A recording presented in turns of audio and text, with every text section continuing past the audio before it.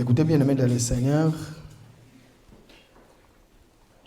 Encore ce matin, il y avait un grand nombre qui avaient encore la souffle de vie, qui pouvaient respirer. Le matin, lorsque tu t'es réveillé, laisse-moi te dire, et aussi se sont réveillés. Mais 10, 15, 20 minutes après, ils ne sont plus en vie. Le voilà partir. Mais toi, tu es toujours en vie. Si je le dis parce que ce matin, j'ai vu quelqu'un qui était vraiment en vie.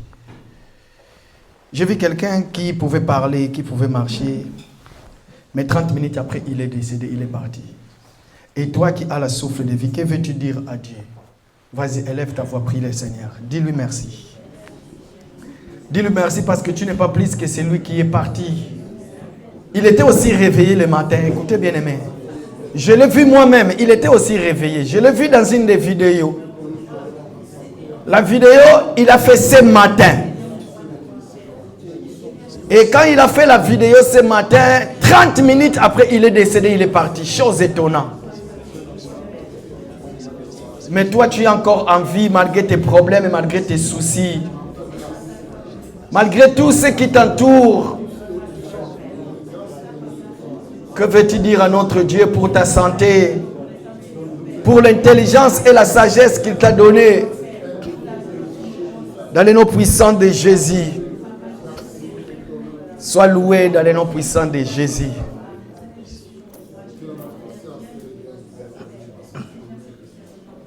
Il a mis fin au règne de mes souffrances, ainsi qu'à mes errances. Dans les mauvais jours et devant tous mes défis, en lui je me confie. Et quand j'ai crié Shaddai, tu m'as répondu. De toi ma vie dépend. Je t'aime, je t'aime, je t'adore. Je t'aime Seigneur, je t'aime, je t'adore. Dis-lui que tu l'aimes. Dis-lui que Seigneur, je t'aime. Et à part toi, il n'y a personne d'autre que je peux aimer. À part toi, Jésus, qui d'autre que je peux aimer de cet amour, Yahweh? Qui d'autre que je peux donner ma vie à moi, Seigneur, parce que toi, tu es tout pour moi. Toi, tu es tout pour moi, Jésus. Voilà pourquoi je t'aime. Voilà pourquoi je t'adore. Merci pour ton amour. Merci pour la paix, Jésus. Merci pour le nombre que nous sommes ici dans cette salle ce matin, Seigneur. Tu nous as fait grâce de quitter nos demeures. Nous sommes venus te prier et te chanter parce que tu es notre Dieu. Dans le nom puissant de Jésus. Merci Seigneur Jésus. Amen. Alléluia. Je vous salue tous au nom de notre Seigneur Jésus-Christ. Que le Seigneur vous bénisse. Soyez bénis au nom de notre Seigneur Jésus-Christ. La bénédiction, c'est quelque chose de très important. La bénédiction n'est pas que liée aux bénédictions matérielles. Mais c'est lui qui a la parole, c'est lui qui a Jésus, il est béni. Parce que le Seigneur, c'est la meilleure bénédiction que nous cherchons. Voilà pourquoi nous parlons du trésor qui était autrefois caché et le trésor est révélé. Bien-aimés dans le Seigneur, laissez-moi vous dire juste un petit témoignage. Ce matin, lorsque je me suis réveillé très tôt le matin, je suis allé sur mon téléphone et j'ai vu une vidéo. Quelqu'un qui était en vie comme vous et moi, en train de parler en bonne santé. Mais quelques minutes après, il n'est plus en vie. Mais toi et moi, nous sommes encore en vie. Qu'est-ce que nous avons fait pour mériter? Mais par contre, lorsqu'il s'est réveillé, il a dit que la journée d'aujourd'hui, il va le passer très bien. Beaucoup parmi nous qui sont ici, après notre réunion de prière, lorsque nous allons sortir d'ici, vous allez comprendre de quoi je parle. Je parle de quelqu'un qui a été tué ce matin. Je l'ai vu avec toutes ses forces en train de parler. J'ai vu la vidéo, je le connais. Quelques minutes après, on me dit qu'il est décédé. Il est parti. Comment il est parti? Que le Seigneur soit loué. Mais toi et moi, du moins, le Seigneur nous a fait grâce. Malgré nous sommes fatigués, malgré nos problèmes de tous les jours, bien aimés dans le Seigneur, laissez-moi vous dire que La grâce de Dieu, c'est une bénédiction pour quiconque est dans le Seigneur. La grâce de Dieu, c'est une bénédiction. Et cette bénédiction, personne ne peut nous les ravir. Cette bénédiction, tu peux les perdre par toi-même. Si tu veux bien sûr le perdre. Mais la Bible dit qu'à tous ceux qui l'ont réussi, à ceux qui croient à son nom, Dieu nous a donné le pouvoir, l'autorité. Le pouvoir qui est son pouvoir à lui, son autorité à lui. Il a donné ça à son église de l'exercer ici sur terre. Voilà pourquoi il y a un moment que nous sommes en train de parler des paraboles. Pourquoi? Parce que nous savons que l'homme n'est pas éternel ici sur terre. Un moment, nous venons ici sur terre et il y a un moment, nous allons quitter cette terre pour aller de l'autre côté. Et lorsque nous allons aller de l'autre côté,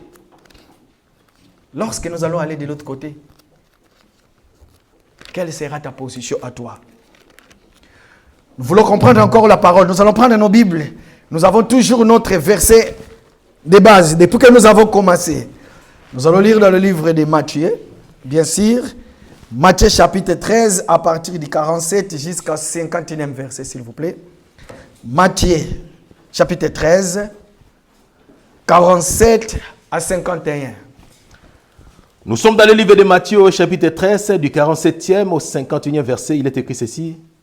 Le royaume des cieux est encore semblable à un filet jeté dans la mer et ramassant des poissons de toute espèce. Quand il est rempli, le pêcheur le tire et après s'être assis sur le rivage, ils mettent dans des vases ce qui est bon et ils jettent ce qui est mauvais. Il en sera de même à la fin du monde. Les anges viendront séparer les méchants d'avec les justes et ils jetteront dans la fournaise ardente où il y aura des pleurs et des grincements des dents. Avez-vous compris toutes ces choses? Oui, répondirent-ils. Parole du Seigneur. La Bible dit que le royaume des cieux est comparable à un filet jeté dans la mer, n'est-ce pas? Ça c'est la Bible. La Bible nous dit le royaume des cieux est comparable à un filet jeté dans la mer. Maintenant nous avons posé la question, c'est quoi le royaume des cieux? La Bible nous dit que or le royaume des cieux c'est celle qu'ils te connaissent, toi, le véritable, l'unique Dieu. Donc nous comprenons que le royaume des cieux, c'est la connaissance de la personne de notre Seigneur Jésus-Christ. C'est lui qui veut y aller, tu dois connaître la personne de notre Seigneur. Parce que le royaume des cieux, il s'agit de lui. Maintenant écoutez, comme je l'avais dit le dimanche passé, le Seigneur, pour nous expliquer son royaume, qui n'est pas un royaume terrestre, mais un royaume céleste, il va utiliser des choses que nous voyons sur la terre, dans la nature. Voilà pourquoi nous disons que la nature aussi nous enseigne de la part du Seigneur. Pourquoi? Parce que la nature a été créée par lui et la nature lui obéit aussi. Parce qu'il est notre Seigneur. Alors le Seigneur va appeler ses disciples. Lorsqu'il va appeler ses disciples, chacun avait ses préoccupations à lui. Chacun faisait tout ce qu'il faisait. Mais il y a un moment, écoutez, le Seigneur va prendre la parole. Il va dire, le royaume des cieux, mon royaume à moi, est semblable à un filet. Mais Seigneur, pourquoi tu nous parles des filets? Qu'est-ce qu'il y a à voir entre les filets dont les pécheurs utilisent et ton royaume à toi? Il ne s'arrête pas là, mais il dit, mon royaume est semblable, le royaume des cieux est semblable à un filet jeté où? Dans la mer. Et lorsqu'on prend le filet, on le jette dans la mer, ça veut tout simplement dire que le filet a une grande signification. Pourquoi? Parce qu'aujourd'hui, laissez-moi l'église vous dire que le filet est déjà jeté. Et que le filet est en train de capturer tout genre de poissons. Pourquoi? Parce qu'il y aura un moment où l'homme qu'on appelle Pierre et les autres vont tirer le filet pour le mettre dans la barque. Or que le filet ne peut pas revenir s'il n'est pas plein. Parce que si le filet revient sans poisson dedans, ça veut tout simplement dire qu'il y a un problème. Ça veut tout simplement dire qu'il y a un problème. Nous allons lire. Job chapitre 19 verset 6. Écoutez, c'est quoi le filet maintenant? J'avais beaucoup de témoins, mais je me suis dit, tiens, nous allons essayer de parler ici. Nous allons essayer de voir le rôle du filet en fait. Pourquoi? Parce que la Bible nous dit qu'il y a un filet qui a été jeté. Allez-y papa s'il vous plaît. Job chapitre 19 verset 6. Okay. Il est écrit ceci. Sachez alors que c'est Dieu qui me poursuit. C'est Dieu qui fait quoi? Qui me poursuit. Sachez alors que c'est Dieu qui fait quoi? Qui me poursuit. Alors? Et qui m'enveloppe de son filet. Ok, merci papa. Donc, c'est Dieu qui me poursuit et qui m'enveloppe de son filet. Écoutez, la Bible dit que le royaume des cieux est semblable à un filet qu'on a jeté où? Dans la mer. Maintenant, lorsqu'on jette le filet, ça veut tout simplement dire que c'est le Seigneur qui poursuit. C'est le pêcheur qui poursuit tous les poissons. Lorsqu'on prend le filet, on le jette dans la mer. Le pêcheur qui a jeté le filet, le but du pêcheur, c'est pour poursuivre les quoi? Poursuivre les poissons. Et maintenant, c'est le Seigneur. Réalisez-les, s'il vous plaît, papa. Réalisez-les. Sachez-les alors que... Allez-y. Il est écrit ceci. Sachez alors que c'est Dieu qui me poursuit. C'est Dieu qui me poursuit. Donc, c'est Dieu qui poursuit. Et qui m'enveloppe de son filet. Et qui m'enveloppe de son filet. Ok. Donc, le Seigneur nous voit ici. Nous sommes comme des pêcheurs, des poissons, pardon. Et que lui, maintenant, il a jeté son filet. Pourquoi? Parce qu'il est en train de nous chercher. Il est en train de nous poursuivre. Où est-il en réalité? Et quand il te voit, il t'enveloppe par son filet. Pourquoi? Parce qu'il va tirer le filet. Il faut que tu sois dedans, dans le filet, pour que tu sois tiré. Mais par contre, quand il va jeter le filet, si tu n'es pas dedans, ça devient un problème. Ça devient un problème. Bien-aimé dans le Seigneur, est-ce que le saviez-vous qu'aujourd'hui, le Seigneur est en train de poursuivre toutes les personnes qui font membre de l'Église, corps du Christ? Pourquoi? Parce que nous disons dans cet évangile, il ne peut y avoir l'enlèvement si l'Église, corps du Christ, n'est pas tout entière.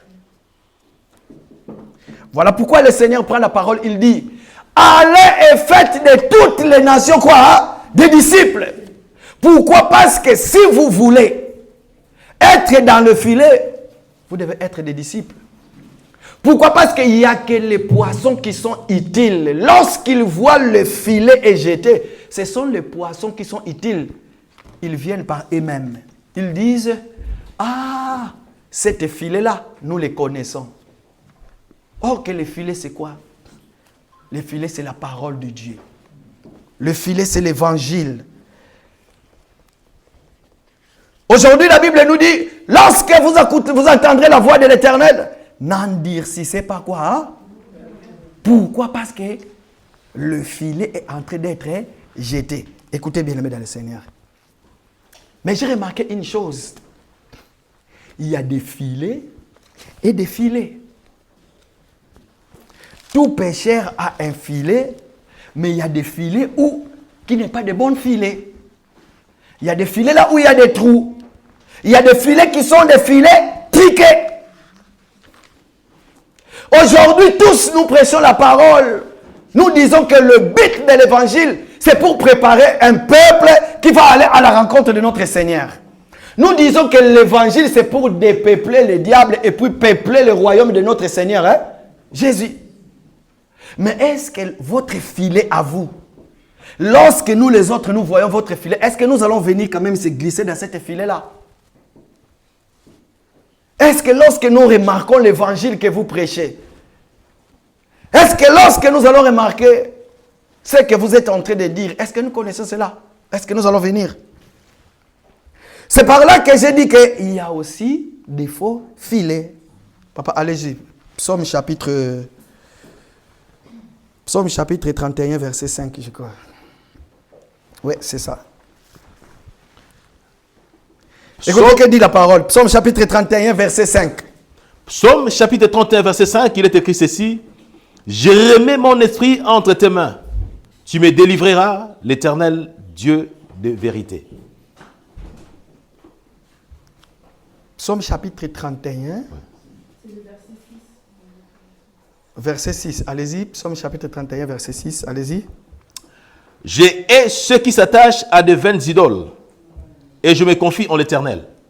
Non, c'est pas ça. Tu me feras sortir du filet qu'ils m'ont tendu. Psaume chapitre 31, verset 5. Papa, réalisez s'il vous plaît. C'est ça. Nous avons un problème de version. Allez-y, papa. Alors, je vais faire la lecture. La Bible dit, tu me feras sortir du filet qu'ils m'ont tendu, car tu es mon protecteur. 4. Verset 4. Ok. Verset 4. Ok, ce sont des versions. Ça arrive. Pourquoi? Parce qu'il y a de fausses filets.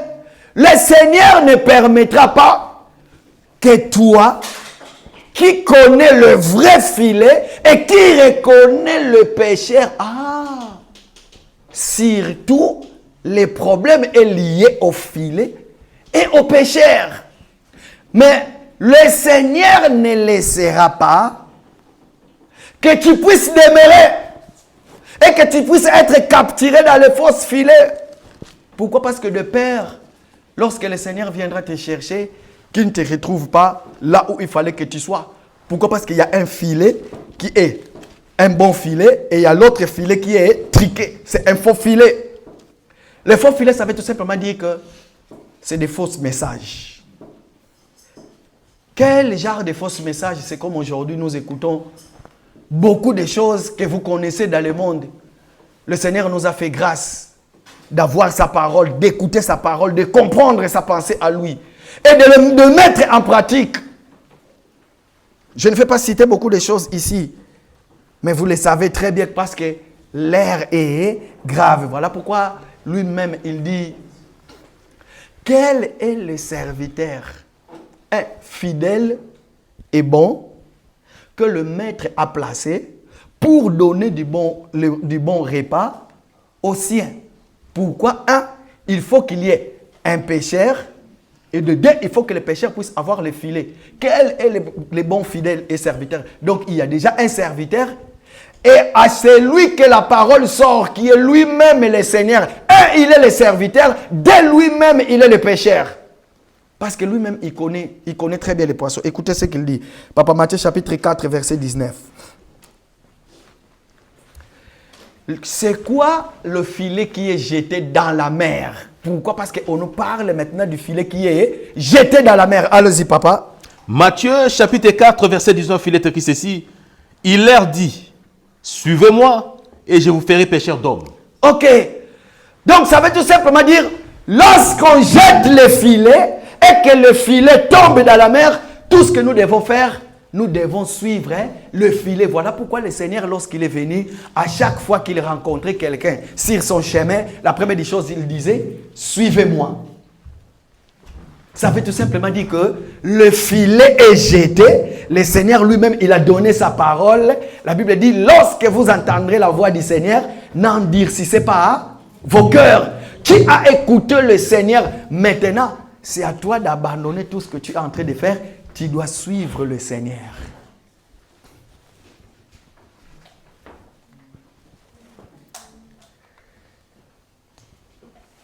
Papa, allez-y, lisez-nous Jean chapitre 3, verset 16. Écoutez. C'est quoi la mer maintenant? Écoutez, c'est quoi le monde? Allez-y, papa.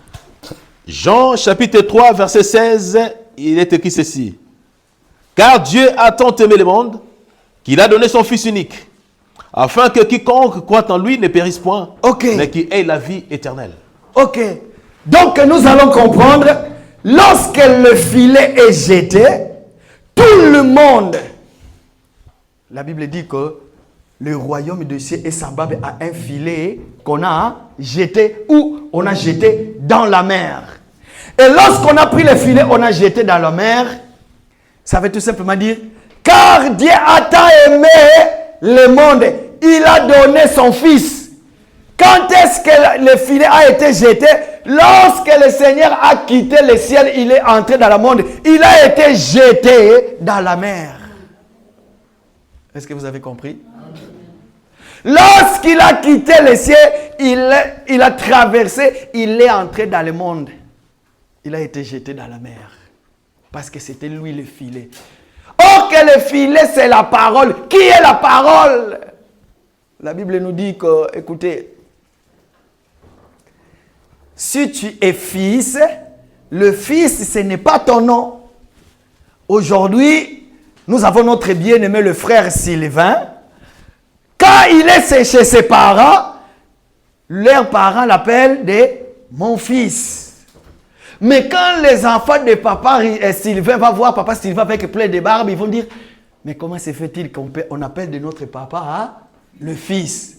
Tout simplement parce que c'est sa position dans la maison des parents. Mais or que le fils a un nom. Le nom du fils, c'est frère Sylvain. Quand il sort de chez parents pour rentrer chez lui maintenant, il est devenu le papa de ses enfants. Mais quand il retourne chez ses parents, il est le fils. Mais quand il sort, avant d'arriver chez lui, il a des amis.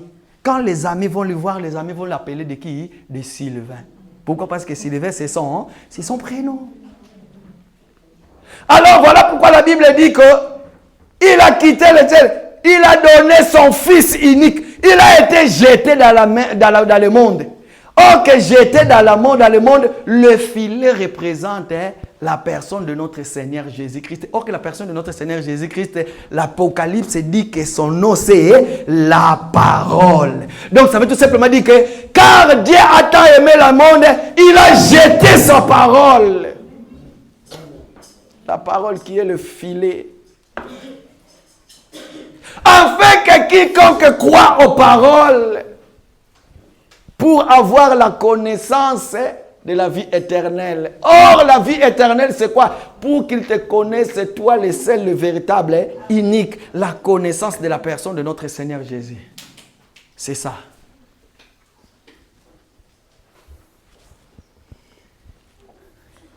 Bien-aimé dans le Seigneur, ce matin, quel genre de filet que tu es venu écouter? Dites-moi le nom du filet que tu as écouté.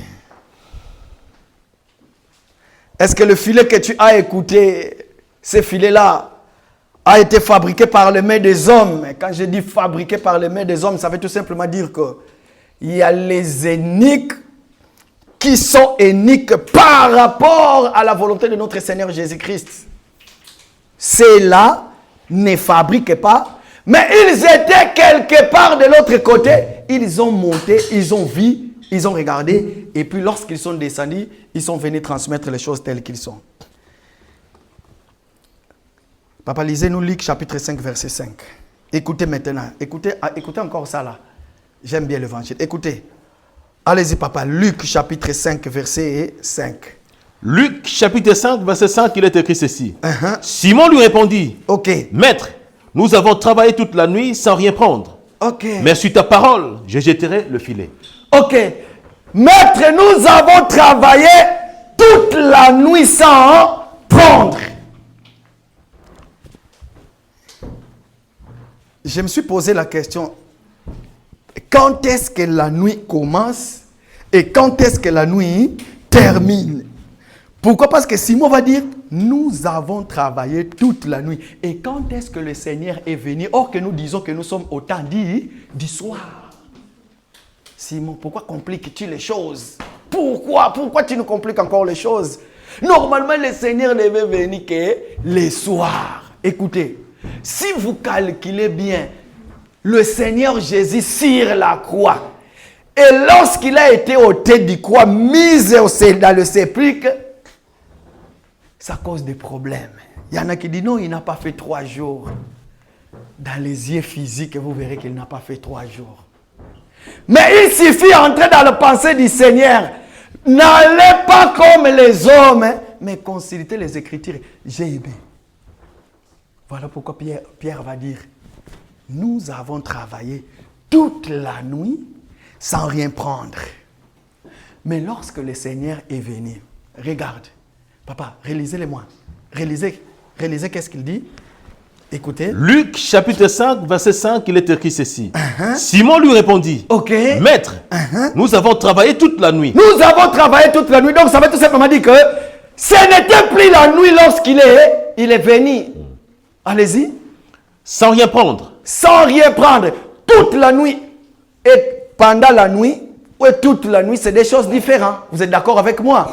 Allez-y. Mais sur ta parole, je jetterai le filet. Sans prendre, mais sur ta parole, je jetterai le filet. Écoutez bien, aimés dans le Seigneur. Quand Pierre dit que nous avons travaillé toute la nuit, comprenez que la nuit de Pierre parlait, c'était que les ténèbres. Parce que le Seigneur, lui, c'est la lumière du monde. Maintenant, lorsque le Seigneur vient, il faut qu'il éclaire les choses. Bien aimé, comprenez une chose. La Bible dit, au commencement, Dieu créa le ciel et la terre. La terre était informe et vide. Mais l'Esprit de Dieu se mouvait au-dessus des eaux. Le but du mouvement de l'Esprit du Seigneur, parce que le Seigneur était en train de chercher l'homme qui était caché dans l'abîme. Or que l'abîme, c'est où? L'abîme, c'est dans la profondeur de l'eau. Vous savez, les dernières profondeurs de l'eau, c'est là où il y a l'abîme. L'Esprit de Dieu s'est mouvé. Il faut qu'il y ait l'éclairage, que la lumière soit et la lumière fille pour que Dieu puisse voir. Pierre, maintenant, toi, tu étais dans le ténèbre. Tu n'es qu'un païen. Moi, je n'étais pas là. Voilà pourquoi tu as fait ces gestes-là pendant la nuit. Or que moi, le Seigneur, je suis la lumière du monde. Tu ne peux pas faire mon œuvre dans le ténèbre, mais il faut que tu le fasses les jours, afin que ma lumière croît, afin que tous ceux qui vont voir puissent voir. En réalité, cette ténèbre-là, c'était comme ça. Là. Quand Pierre dit que nous avons travaillé toute la nuit. Tu as travaillé toute la nuit parce que tu n'étais pas éclairé. Mais lorsque la parole vient pour t'éclairer. Afin que la parole qui va te guider dans quelle direction que tu vas jeter le filet. Voilà pourquoi Pierre va dire, Seigneur, nous avons travaillé toute la nuit. Pierre voulait tout simplement dire, Seigneur, j'étais encore païen. Voilà pourquoi je faisais des choses par rapport à moi-même. Maintenant que toi, tu es la lumière du monde, tu es venu m'éclairer maintenant. Sur ta parole, je vais jeter le filet. Ça veut tout simplement dire, ok, Pierre, suis-moi, désormais, je ferai de toi pêcheur d'hommes. Quand tu vas aller pêcher maintenant, la pêche, ça sera plus les poissons, mais ça sera les hommes. Pour pêcher les hommes, ça sera quoi? Ça sera par l'évangile. Or que l'évangile, c'est quoi? L'évangile, c'est le filet que tu vas jeter. À chaque fois que tu vas ouvrir ta bouche pour parler, tu es en train de jeter le filet. Maintenant, cette fois-ci, parce que moi-même, je suis venu au temps de grâce, sur le temps du soir, je vais utiliser ta parole. Je vais entrer en toi. Je vais t'utiliser afin que, Pierre, tu puisses me dire, sur ta parole. Pourquoi? Parce que l'autre fois, tu as jeté le filet sur ta parole à toi-même. Et lorsqu'on jette le filet sur sa parole à lui-même, à ce moment-là, il y a tous les dégâts que vous connaissez aujourd'hui. Pourquoi? Parce que nous, les hommes, faisons les choses selon notre propre volonté. Mais or que si tu jettes le filet par rapport au Seigneur, en ce moment-là, ton filet à toi, quand ça va venir, ça va apporter plein de poissons. Chose étonnante, bien aimé dans le Seigneur. Écoutez, je vais gagner le temps. Quand le Seigneur lui-même, il te donne sa parole pour jeter le filet, même si le filet est rempli, le Seigneur ne permettra pas que son filet à lui puisse s'éclater. Parce que si le filet est éclaté, ça veut dire simplement dire qu'il y a d'autres poissons qui vont s'échapper dans les trous. Voilà pourquoi un bon filet, c'est la personne de notre Seigneur Jésus qui a le meilleur filet. et son filet à lui. Quand tu regardes, tu vas reconnaître, ça c'est le filet de Dieu. Alors Pierre maintenant va commencer à tirer. La première tirée, Pierre va dire, non, le filet est rempli. Si je continue à tirer de peur que le filet va s'éclater, mais le Seigneur, quand il regarde, il dit, ma parole reste la parole pire, parce que je suis le chemin, la vérité et la vie. Personne n'est venu chez moi. Personne n'est entré dans mon filet et resté le même. Pourquoi? Parce que si tu es dans mon filet, lorsque je vais tirer le filet, je vais mettre dans le barque le passage qui suit dans le livre de Matthieu, chapitre 13, versets 47 à 51. La Bible dit que maintenant, une fois le filet est dans la barque, qu'est-ce qui va arriver? C'est le moment de la sélection. Or, le moment de la sélection, c'est celle que nous disons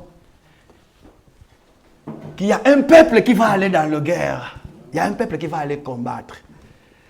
Mais chose étonnante, écoutez, l'homme de Dieu va dire, tu vas descendre dans la mer avec eux. Tu vas leur donner de l'eau à boire. Pourquoi? Parce qu'ils ne peuvent pas aller combattre sans avoir de l'eau. S'ils vont comme ça là, sans l'eau, de peur qu'ils puissent avoir soif. Mais prenez garde. Quand ils vont commencer à boire de l'eau, tu vas séparer tous ceux qui vont laper. Ceux qui vont boire de l'eau en lapant, tu vas les mettre de côté. Mais ceux qui vont boire de l'eau avec la main comme ça, là, tu vas aussi les remettre de côté. Voilà pourquoi vous allez comprendre. Quand Pierre va prendre le filet, il va mettre dans la barque. En ce moment-là, maintenant, il va commencer à trier. Il va commencer à mettre tous les poissons qui ont bu de l'eau en lapin. Toutes les personnes qui ont reçu l'évangile de Christ et qui l'ont mis en pratique, ce sont eux que Pierre va prendre, il va commencer à mettre dans des vases. Or que la Bible dit que dans la maison, écoutez, répétez, vous connaissez ces versets-là. Dans la maison, il n'y a pas que des vases. Ah, l'église du Seigneur. Dans la maison, il n'y a pas que des vases ordinaires, il y a aussi des vases utiles. Et voilà, comme ça, on va mettre des poissons utiles dans les vases utiles. Et d'autres poissons, qu'est-ce qu'on va faire? On va les retourner dans l'eau. C'est quoi de l'eau? Comprenez-vous dans le livre de l'Apocalypse, je crois que chapitre combien? 17, hein? 17. La Bible dit, lisez-le-moi s'il vous plaît, Apocalypse chapitre 17, écoutez.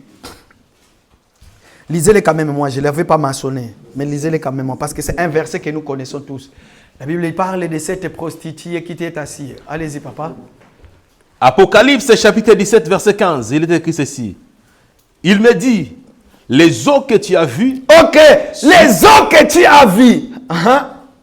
Sur lesquelles la prostituée est assise. Waouh. Ce sont des peuples, des foules, des nations et des langues. Marc chapitre 16. Allez et faites de toutes les nations. Écoutez. La prostituée que tu as vue, sur laquelle est assise, la prostituée était assise où? Sur les eaux. Et quand il était assis sur les eaux, il était assis sur qui? Sur des foules, des peuples, des nations et des langues. Les foules, les peuples, des nations et des langues, ça veut tout simplement dire que le monde, tout le monde. Mais maintenant, qu'est-ce qui va arriver? Bien-aimés dans le Seigneur, est-ce que tel que nous sommes là, jusqu'à aujourd'hui, nous allons toujours accepter que le prostitué puisse être assis sur nous? Jamais. Pourquoi? Parce que le Seigneur vit. La prostituée est assise sur les foules des peuples, des nations et des langues. Qu'est-ce qu'il va faire? Il va dire, ok, je suis l'alpha. Je vais utiliser la lettre A. Qu'est-ce que je vais faire? Tout au commencement, je vais commencer à mouver au-dessus des eaux. Pourquoi? Parce que je vais aller chercher le mien. Voilà pourquoi il va prendre le filet, il va jeter. Pourquoi? Parce que c'est toutes les personnes qui étaient des foules, des peuples, des nations et des langues, qui étaient assises sur les prostituées. La prostituée avait une fausse enseignement.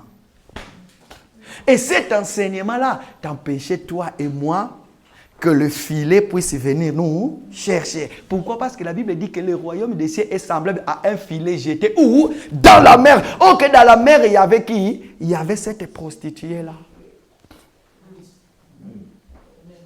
Maintenant, il faut que le filet soit jeté. Et quand le filet va être jeté, bien aimé dans le Seigneur, vous savez, toi tel que tu es là, tu ne vas pas remarquer que le filet peut aussi avoir des grands trous. Tu es un petit poisson, mais le filet peut avoir des grands trous. Mais quand on va tirer le filet, toi aussi tu es venu. Tu ne vas pas comprendre. Mais comment se fait-il que le filet est grand, avec des grands trous, mais moi je suis un petit poisson, mais le filet m'a ramené? Ça veut tout simplement dire, est-ce que vous connaissez ces versets-là? Le royaume des cieux, c'est comme, il faut passer par le trou d'une quoi? Oh, qu'est-ce qu'il est bon l'évangile. Qu'est-ce qu'il est bon l'évangile. Bien-aimés dans le Seigneur, écoutez, je vais terminer par là, pour nous exhorter. Je ferme ma Bible. À moins que tu acceptes toi-même tel que tu es là, tu fréquentes une église là où il y a des fausses doctrines. Parlez en langue maintenant. Mensonge. Apportez vos offrandes, vos dîmes dans la maison du trésor. J'étais en train de suivre une radio qui s'appelle Maki FM. Un pasteur était en train de prêcher. Pour lui, la maison du trésor, c'est l'église là où il se réunit. Mais est-ce que cette salle-là, c'est une église? Non. Cette salle-là n'est pas une église, mais ce n'est qu'un lieu que nous venons pour écouter la parole. C'est ici que nous réunissons. Le Seigneur y est ici en ce moment à cause de toi et moi parce que nous sommes là. Si nous ne sommes pas là, le Seigneur aussi ne reste pas. Parce qu'après nous ne savons pas qu'est-ce qui se passe ici.